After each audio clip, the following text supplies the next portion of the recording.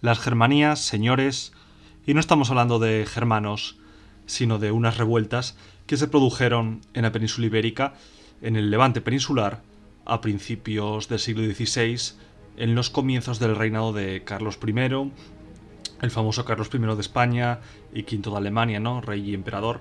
Entonces, bueno, a la llegada de este monarca al trono de los reinos peninsulares, pues hubo una serie de movimientos sociales, una serie de levantamientos populares que se produjeron en ese momento, ¿no? Destacó el de las comunidades en Castilla. Y ahora vamos a hablar del de las Germanías. El de las Germanías se le mete normalmente en el mismo saco que el de las comunidades, porque sucedió más o menos al mismo tiempo, pero son dos movimientos separados que no tenían nada que ver el uno con el otro. El movimiento de las Germanías se hizo fuerte en Valencia y en Mallorca, bueno, en Baleares, ¿no? Realmente en Valencia duró más tiempo, lo que pasa es que en las Baleares fue más duro y más sangriento, pero bueno, en cualquier caso, vamos a empezar acotando términos. ¿Qué era una germanía? Bueno, pues una germanía se podía traducir por hermandad, ¿vale? Una hermandad, y eran grupos de gente armada, del pueblo llano, de gente armada, autorizados por los reyes católicos para estar armados para defenderse de los ataques de los piratas berberiscos, ¿no? Entonces, bueno, ese era el contexto. Y había bastante resentimiento popular por parte del pueblo llano, que recordemos estaba armado, contra las clases nobles locales y contra los mudéjares y moriscos, ¿no? Contra los moros y musulmanes, en teoría conversos, pero bueno, que trabajaban para la nobleza local. Entonces, bueno, aquí el resentimiento y el levantamiento fue más que contra la corona fue indirectamente, pero realmente su principal objetivo era vengarse y liberarse de la nobleza local. Entonces, bueno, aquí el estallido, el chispazo definitivo que dio lugar a la rebelión fue en 1519, que se produjo un ataque fuerte de los piratas argelinos y el virrey, en lugar de hacerse cargo de sus responsabilidades, escapó. Entonces, bueno, esto ya fue la gota que colmó el vaso, y entonces ya los grupos de gente armada en Valencia empezó a tomar el control y bueno, nombraron un consejo de 13 miembros para gobernar en sustitución del virrey, y las ciudades, casi todas las ciudades de Valencia, una a una iban cayendo en poder de los rebeldes llamados los agermanados, ¿no? Que eran grupos de gente armada del pueblo llano apoyados por la burguesía. Sus objetivos eran acabar con el trabajo libre, que solo se permitiera el trabajo gremial a través de los gremios, acabar con los mudéjares y moriscos que trabajaban para la nobleza local, y destituir a la nobleza local, ¿no? Acabar con la nobleza local. Era una lucha de clases, se podría decir.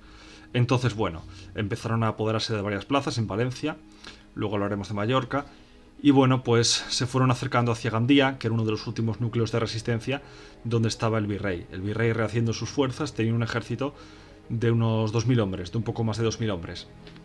Entonces, el 15 de julio de 1521 se dio la llamada Batalla de Gandía, cuando el ejército de los agermanados, liderado por su principal caudillo, por así decirlo, que era Vicente Peris, que eran de unos 1.000 hombres o así, 1.000 y poco hombres, los agermanados, se enfrentaron al ejército virreinal. A pesar de la abrumadora superioridad del ejército del virrey, los agermanados se habían colocado muy bien, con previsión, se habían colocado en un terreno en el que las fuerzas virreinales no podían hacer un buen uso de la caballería, y bueno, los cañones del virrey apuntaban demasiado alto y no tenían ningún efecto. En cambio, la artillería de los rebeldes estuvo muy acertada, y la batalla terminó en una contundente victoria de los rebeldes, que sin embargo no fue aprovechada, porque en los años siguientes, en los meses y años siguientes, se produjeron una serie de revueltas internas y discrepancias de opiniones entre varios líderes rebeldes que no pudieron aprovechar las victorias, y en los años siguientes pues las fuerzas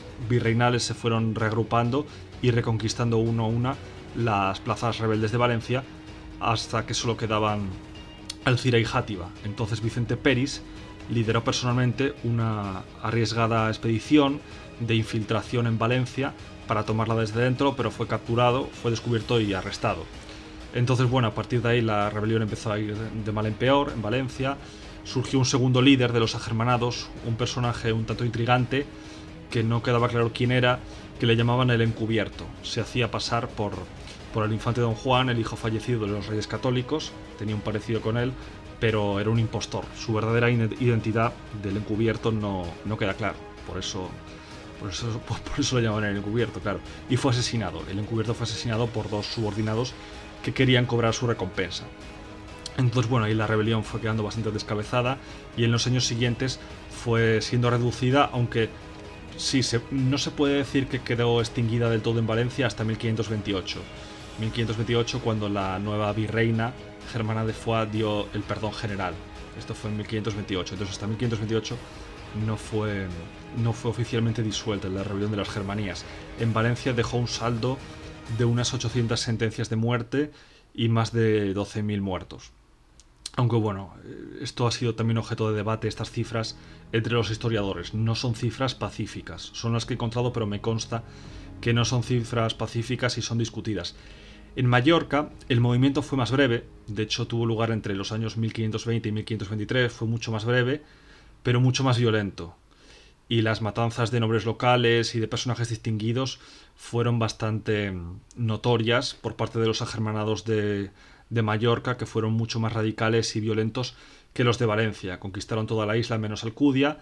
Lo que pasa es que luego empezaron a desembarcar soldados reales en la isla, que fueron poco a poco tomando las plazas rebeldes, terminando con el asedio de Palma de Mallorca. Y si las matanzas que hicieron los rebeldes agermanados de Mallorca fueron duras, la represión de los soldados reales fue también muy dura. Entonces, bueno, estas rebeliones concluirían de forma sangrienta en fracaso, ¿no? Estos movimientos, al igual que de las comunidades en Castilla, del que hablaremos en otros vídeos. Hay que decir que algunos de estos movimientos, el de las Germanías, por ejemplo, iban más dirigidos contra la nobleza, era como un enfrentamiento pueblo llano versus nobleza local, pero a quien beneficiaron realmente al final no fue ni a unos ni a otros, fue al monarca, porque la nobleza local, viéndose superada inicialmente por los rebeldes, se echó en brazos del monarca, del nuevo rey Carlos, en busca de protección. Entonces, bueno, en aras de esa protección, la nobleza tuvo más aceptación a consentir el poder absoluto del rey. Entonces, al final, el beneficiado indirectamente de estas revueltas sociales fue el monarca. Fue Carlos I de España, V de Alemania, que amasó un poder absoluto, ¿no? Entonces, bueno, hasta aquí el vídeo de hoy. Darle like si os ha gustado, suscribiros para más contenido, dejo los enlaces a mi novela histórico Universidad de la Guerra, ahí en Amazon, y recordad que suscripción y campanita es la combinación ganadora. Adiós.